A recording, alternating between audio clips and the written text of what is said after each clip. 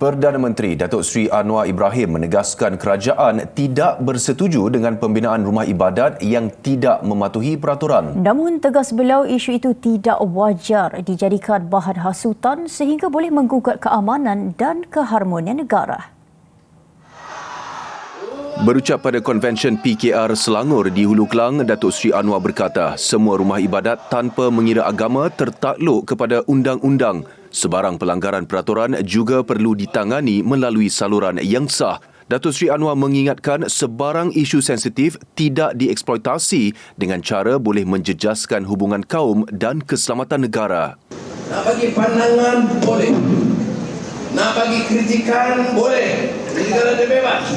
Tapi kalau kamu ganggu gugat keselamatan negara dan kamu cuba khianati, persulitkan keselamatan keadaan ada, kamu negara kita, percayalah, saya akan ambil tindakan maksimal, tangkap mereka dan humbankan mereka. Terdahulu Ketua Polis Kuala Lumpur, Datuk Fadil Marsus dalam kenyataan hari ini berkata, pihaknya tidak membenarkan penganjur meneruskan perhimpunan gerakan anti rumah anutan haram Garah di hadapan Kompleks Beli Belah Sogo di Ibu Negara yang dirancang malam ini. Perhimpunan itu diadakan ketika Perdana Menteri India berada di Malaysia untuk lawatan rasmi 2 hari.